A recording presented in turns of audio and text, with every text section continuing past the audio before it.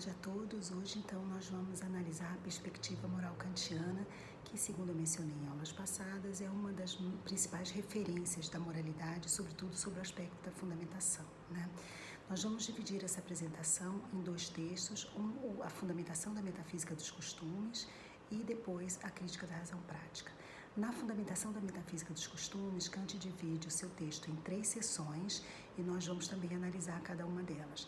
Na primeira sessão, o que Kant vai fazer é, partindo da chamada consciência moral comum, né, ele vai tentar chegar ao princípio da moralidade. Na segunda sessão, ele vai tentar, partindo de uma investigação do que seria a nossa faculdade da razão, chegar ao princípio da moralidade. E na terceira sessão, ele vai fazer o percurso de tentar mostrar que a consciência moral comum expressa o princípio da moralidade, né?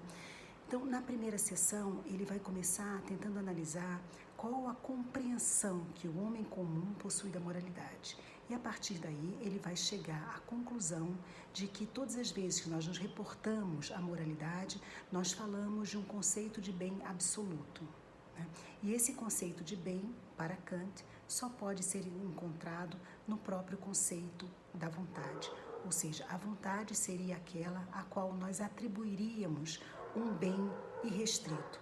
Todas as outras coisas para Kant, elas seriam um bem relativo a alguma coisa. Por exemplo, uma boa faca. Uma boa faca de pão, ela é aquela que apresenta a serra de um determinado tipo. Uma boa faca para cortar carnes ou o que seja, né, é aquela que possui um corte sem subdivisões, né, longilíneo, e assim sucessivamente. Um bom livro de matemática, um bom livro de filosofia, um bom livro de literatura, são aqueles que de alguma forma se adequam a determinados parâmetros do que seja uma formação em matemática, uma formação em filosofia ou um determinado padrão estético literário, né? Então, a vontade seria o único elemento, né, ao qual nós atribuiríamos um conceito de bem incondicional absoluto, a boa vontade. A boa vontade seria aquela que não é relativa a nada, né? Bom, então, a partir daí, Kant vai nos distinguir a noção de razão e a noção de instinto. Ele vai tentar mostrar que se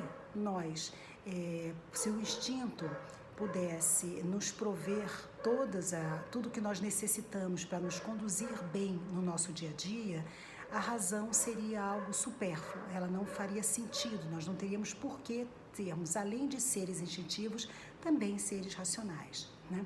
Então, Kant vai tentar mostrar que, por exemplo, para garantir a sobrevivência, nos bastaria um instinto, como basta a muitos animais não humanos, mas que nós precisaríamos encontrar exatamente para que existe a razão, por que temos uma natureza enquanto seres racionais, né? E nesse momento, então, Kant vai tentar dizer que a racionalidade ou a razão parece existir para, de alguma forma, conduzir a nossa vontade, né? Ou seja, a razão determinaria a vontade, né, de acordo com determinados fins e, mais especificamente, ela dirigiria a vontade, gerando em nós uma noção de dever, né? Então, ele vai analisar alguns tipos de ações e ele vai tentar mostrar que nós temos basicamente 3 tipos de ação. Nós temos uma ação que é contrária ao dever. Uma ação contrária ao dever é aquela que nós realizamos sabendo que, de alguma maneira, nós estamos infringindo um princípio, uma regra considerada certa, né? Então, se, por exemplo, roubar é uma ação contrária ao dever. Então, sobre ela não recai nenhum tipo de julgamento moral, ela é considerada imoral a princípio e não há disputa entre a análise dessa ação, né? Mas há também uma ação que, para Kant, ela é conforme o dever. Uma ação conforme o dever é aquela que gera como resultado uma adequação ao que é exigido, mas cuja motivação não tem a sua fonte no próprio dever, né? Então, ele dá, por exemplo, uma pessoa que vende alguma coisa na sua loja, né? E ela recebe uma criança, a criança vai fazer a compra e ela poderia perfeitamente enganar a criança, né? Ela poderia enganar a criança e aí ela estaria realizando uma ação contra o dever. Mas ela pode também não enganar a criança, achando que se ela enganasse aquela criança, os pais perceberiam algo errado e passariam a comprar em outra loja, por exemplo. Ou seja, o que faz com que ela não engane a criança não é o fato dela reconhecer que aquela ação é errada, mas o fato dela achar que aquela ação realizada de uma outra maneira, que não conforme o dever, poderia prejudicá-la. Então, esse tipo de ação não seria caracterizado em Kant como uma ação moral. Então, as ações elas só seriam morais em Kant se elas tivessem como motivação a própria ideia do dever, né? Então, a partir daí, ele vai dizer que todas as ações praticadas de acordo com o dever, elas só podem estar sendo praticadas por uma referência ao princípio do querer em geral, né? Então, a ideia é que nós temos, todas as ações são orientadas por uma vontade, e a nossa vontade é uma vontade que é determinada tanto pelo mundo sensível, quanto pela nossa capacidade de agir racionalmente, ou seja, pelo mundo inteligível.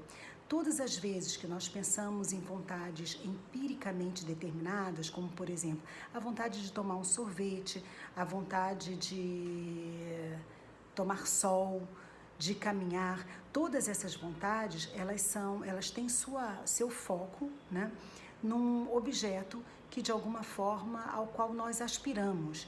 Então ela é determinada por um objeto que de alguma forma desencadeia a motivação para a ação. Todas essas vontades, elas seriam, portanto, como que escravas de um móvel sensível, escrava de uma determinação pelo mundo sensível.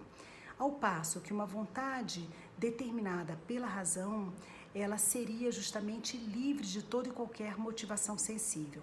Para Kant, a única forma que nós teríamos de chegar à percepção de que nossas ações são determinadas pelo dever e que elas expressam um princípio formal do querer, seria exatamente no momento em que nós somos capazes de abstrair de todas as motivações sensíveis.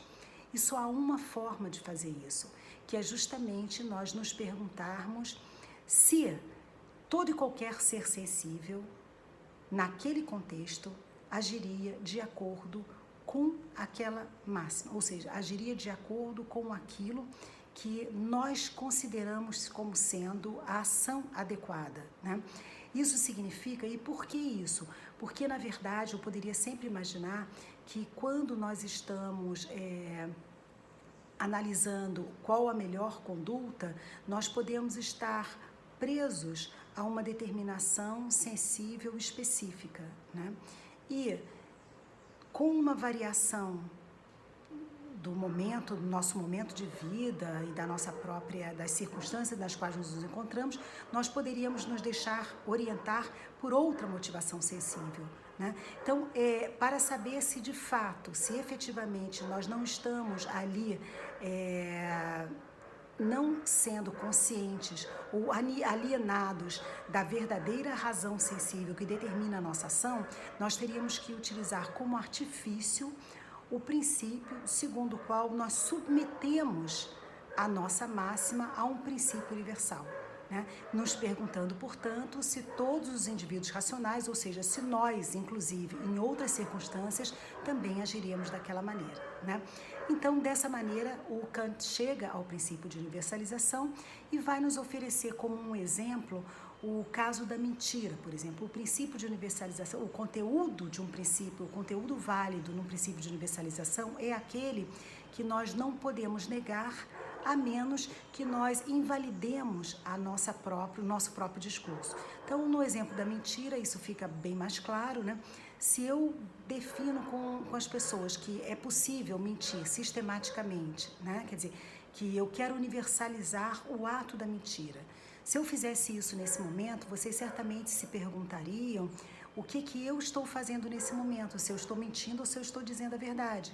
Porque todas as vezes que nós acreditássemos que efetivamente é possível mentir sempre, né, nós estaríamos invalidando a própria afirmação de que é possível mentir. porque isso seria uma contradição. Ou eu estou dizendo a verdade e, portanto, é possível mentir e isso coloca em dúvida a minha própria fala, ou eu estou mentindo e, de alguma forma, agora nós teríamos que o próprio conteúdo não é válido, né? Então, na verdade, o que Kant tenta identificar é um conteúdo específico cuja negação inviabilize o próprio princípio que a afirma, o próprio enunciado que a afirma, né? E dessa forma nós chegaríamos então a um conteúdo efetivamente universalizável ao qual corresponderia o princípio moral, né?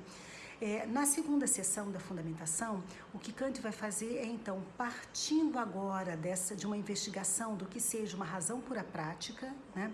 Ele vai tentar chegar ao princípio da moralidade, né? E chegar à percepção de que nós temos a consciência do próprio princípio da moralidade, né?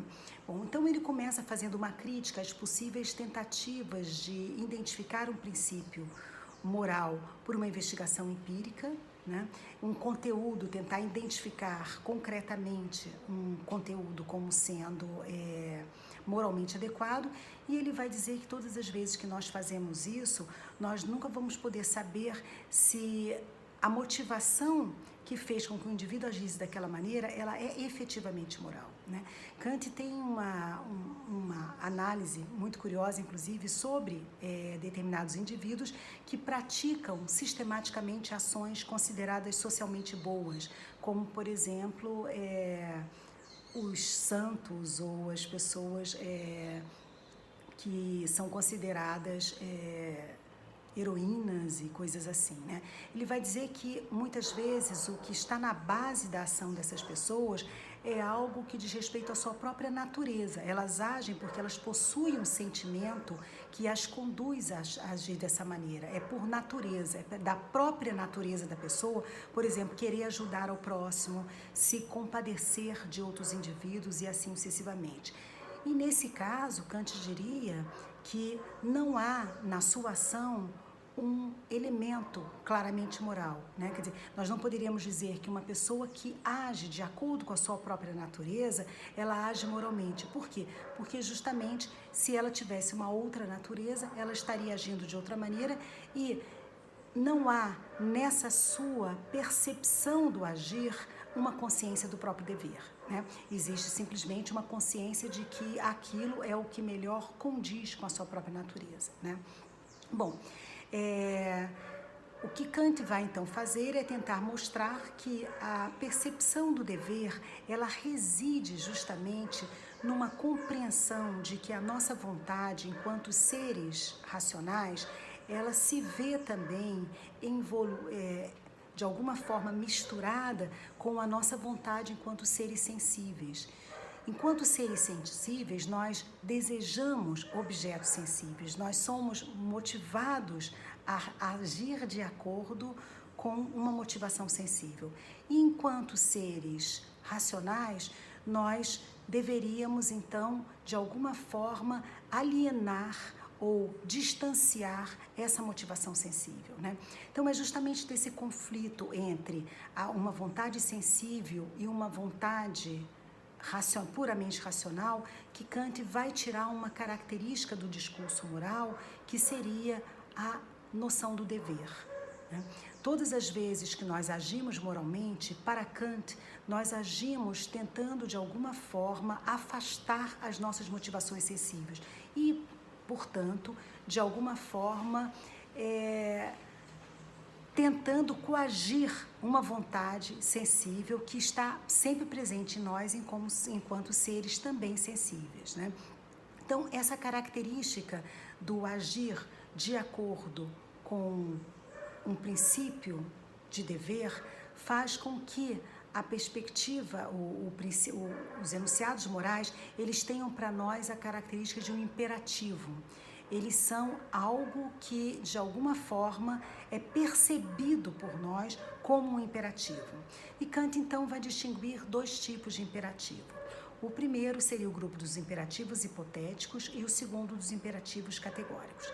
Os imperativos hipotéticos, enquanto imperativos da razão, eles nos orientam para alcançar determinados fins, né? Ou seja, o imperativo hipotético é aquele que nos diz: se nós aspiramos tal fim, então nós devemos eleger esse meio como a forma mais adequada de atingir o fim proposto, né?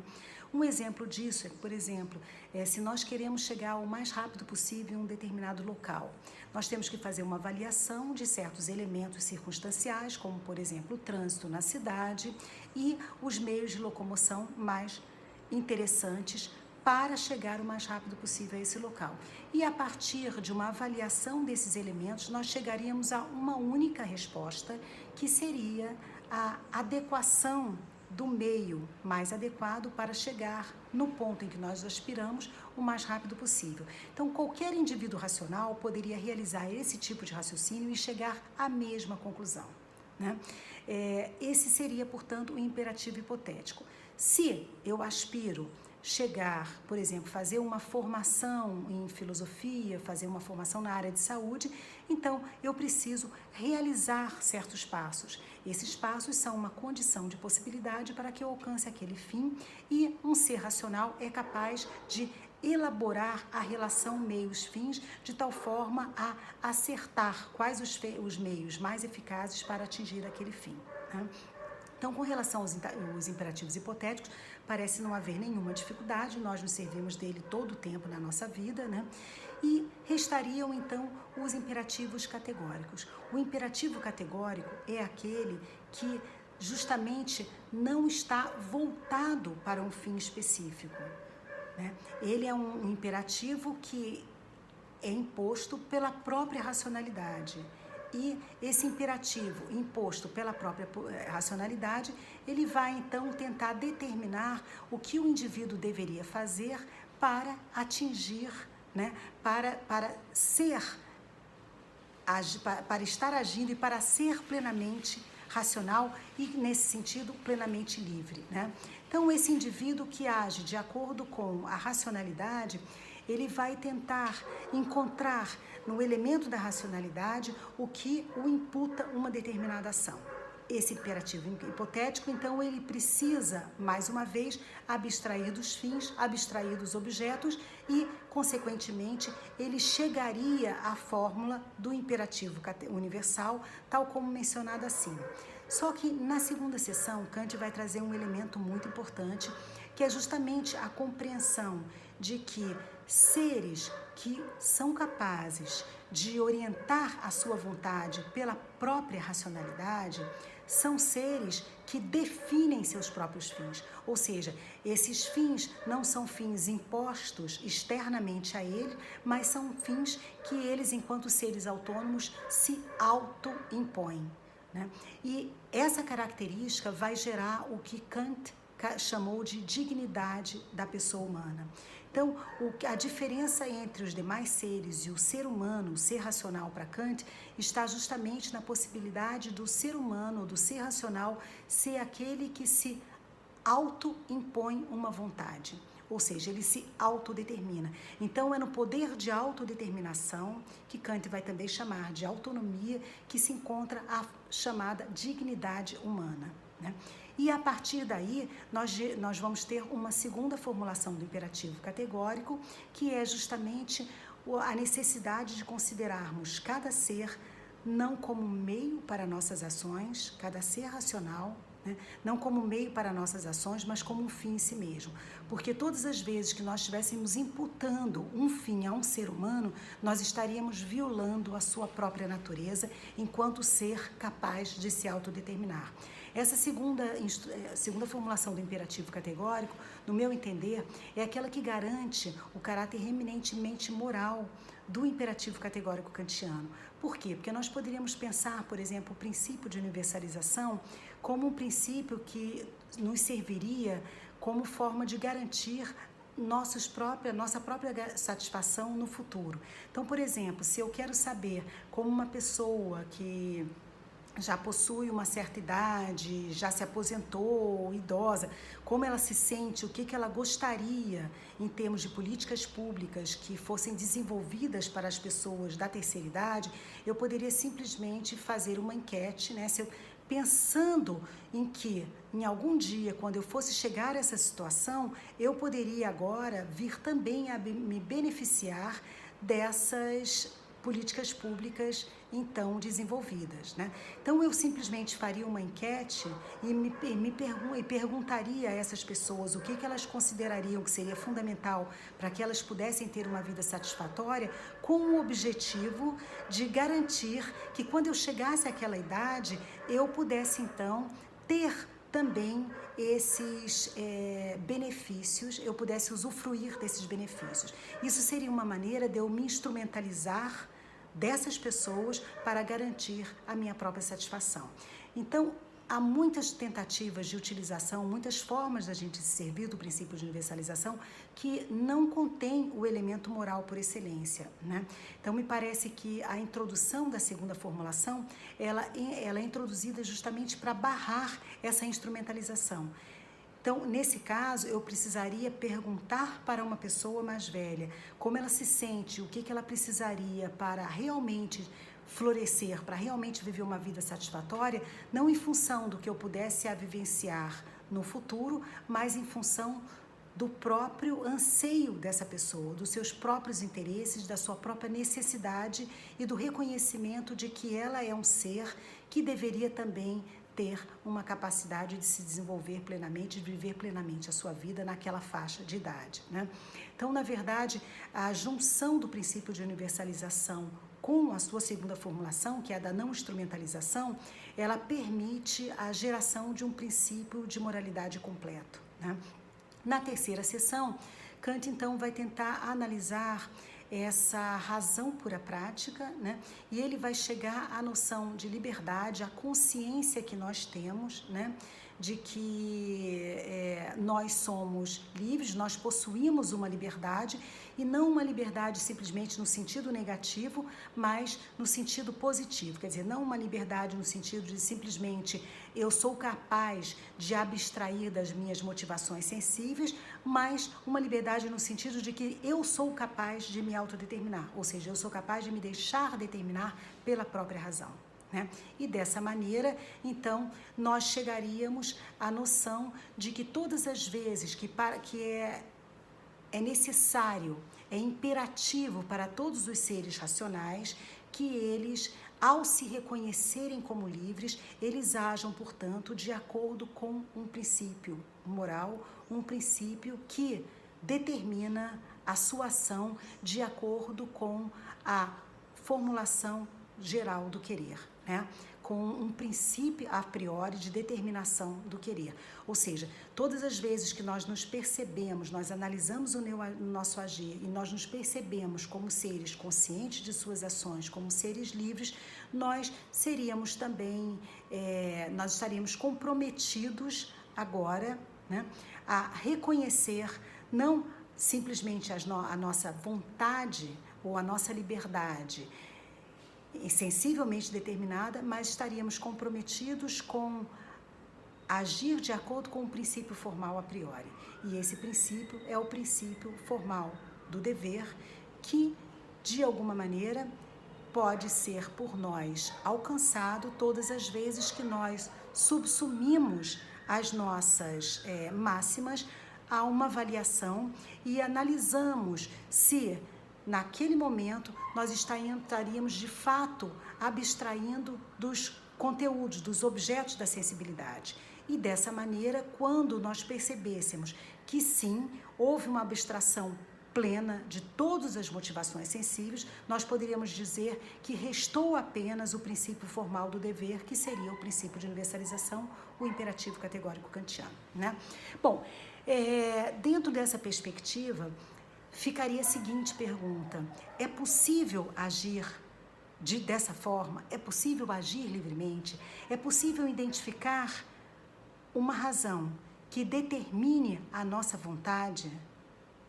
Se nós não tivéssemos uma resposta para essa, para essa questão, nós poderíamos dizer que toda a formulação kantiana na fundamentação, ela é colocada com um caráter ainda provisório, um caráter que gera, mais uma vez, um imperativo hipotético. Ou seja, se nós formos livres, se for possível uma liberdade nesse sentido kantiano de autodeterminação, de autonomia da vontade, segue-se, então, a possibilidade de nós agirmos de acordo com o princípio de universalização, né? E segue a possibilidade de nós agirmos moralmente. Mas todo o elemento, a questão fundamental que esse tipo de argumentação da fundamentação vai nos trazer é a necessidade de se provar que é possível se agir livremente nesse sentido mais forte, que é o sentido proposto por Kant na fundamentação da metafísica dos costumes, né? E com isso nós passamos então à crítica da razão prática, né?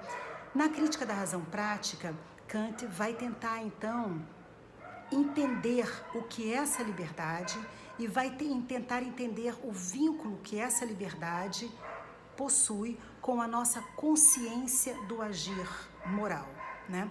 Então, o que Kant vai tentar fazer nesse momento é tentar mostrar que todas as vezes que nós nos colocamos diante das questões, nós somos, de alguma forma, invocados pelo caráter moral de uma situação.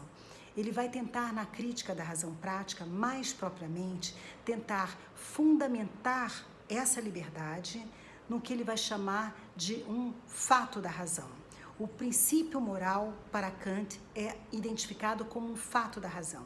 E aí tem uma famosa frase kantiana, né, que duas coisas o assombram, né, e causam nele uma perplexidade. E uma delas é o céu estrelado sobre nossas cabeças e a outra a lei moral no coração dos homens. Então, o que Kant vai fazer aqui é um processo bastante semelhante do processo da argumentação que ele desenvolveu na sua crítica da razão prática, onde ele parte da nossa consciência de fatos do mundo sensível para extrair os princípios a priori que garantem a objetividade do nosso conhecimento e a objetividade da consciência, da nossa própria integridade enquanto agentes pensantes.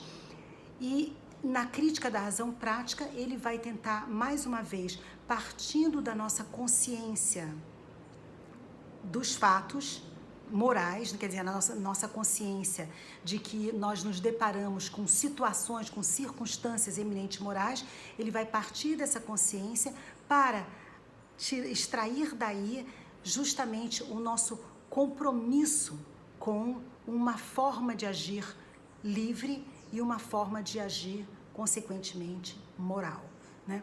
Então, dentro dessa perspectiva, o que Kant vai tentar fazer é tentar mostrar que, diante de determinadas situações que despertam em nós a percepção de que se trata de um fato moral, nós nos posicionamos de tal forma que nós colocamos de lado as nossas motivações sensíveis e agimos pelo princípio do dever, né? Nós poderíamos imaginar uma situação, eu estou indo para o cinema e de repente eu me deparo com uma pessoa que foi atropelada e não recebeu socorro e que está diante de mim, né?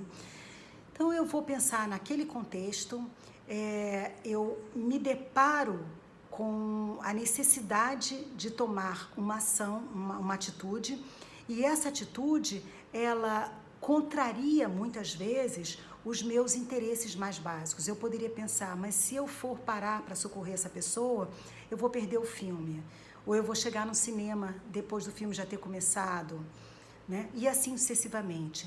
Mas como o dever, diante daquele contexto, ele se sobrepõe às minhas motivações sensíveis, eu sou levada a parar e oferecer socorro àquela pessoa. Então, nesse momento, Kant diria que eu só posso reafirmar a minha característica como uma pessoa livre quando justamente eu cedo ao dever, que é a minha natureza enquanto ser inteligível, né? E eu, de alguma forma, controlo as minhas motivações sensíveis, o meu desejo de chegar no cinema para poder ver o filme, de poder contar o filme depois para outras pessoas e assim sucessivamente.